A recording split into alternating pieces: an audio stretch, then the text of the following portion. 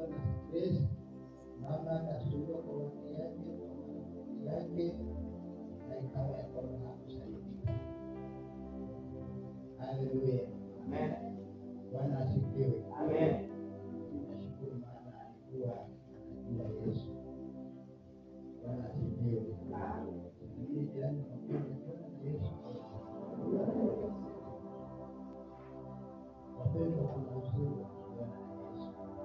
Kama huyu alikuwa ameona na Yesu na alikuwa katika kipindi cha kujaribiwa aweze kujua watu ambaye alitegemea kisha wakati milango yote ya watu waliokuwa wamefadhili waliomdanganya wanampenda, milango ilipokosa kutoa pesa ya kulipa deni, huyo mtu akaenda kwa nyumba ya kuhani, kama vile leo hii nyumba ya kuhani ambaye ni Yesu, na akafungua moyo wake akamwambia kuhani, mume wangu alikufa na alikuwa anafanya kazi ambaye wengi wanatumika, na alinipatia deni kubwa, na vile alinipatia deni nimejaribu, lakini nyumba yenye nimepata imenisumbua na ni kwamba watoto wangu wanataka kuuzwa ili mtu ajiliko kwenu. Nataka kuwafungua ili waweze kulipa na wao deni. Nafanya hivi. Amen. Angalia jirani mshakapo na wewe kufanya hivi.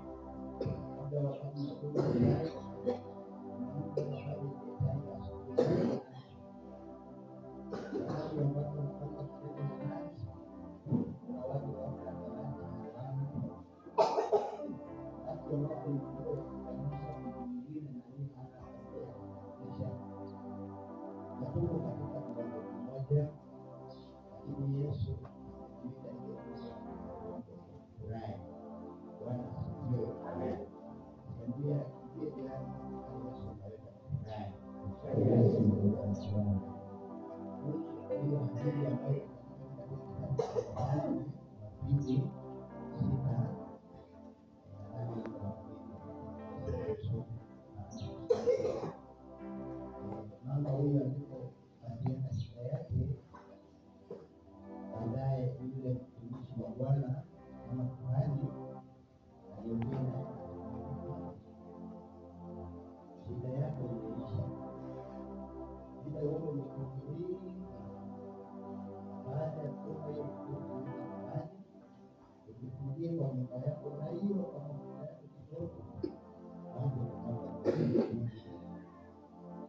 Huyo mama niulize kile hivi aliporudi nyumbani, ile mafuta ambayo ilikuwa inaonekana chupa ndogo imeweza kujaza mitungi mingi, na mama mtu wa Mungu naweza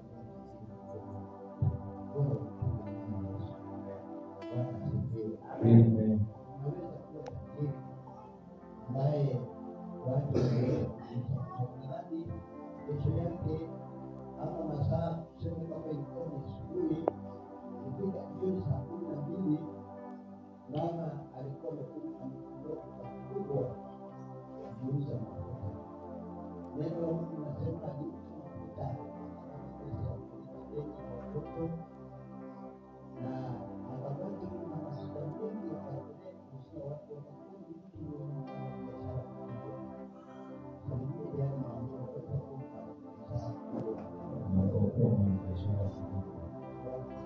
Amen. Amen. Amen.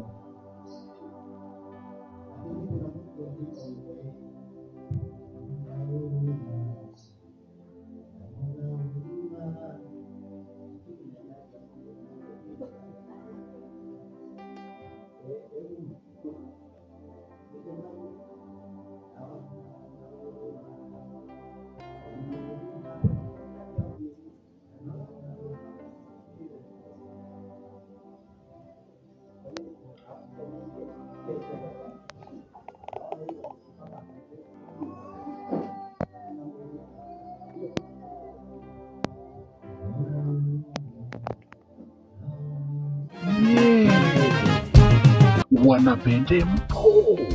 Kama ungependa kujiunga kwa beji yetu ya kanisa, nenda kwenye Facebook, search IEPC Ortum West Pokot County, then follow your page na utakuwa unapata hapo mahubiri kila siku.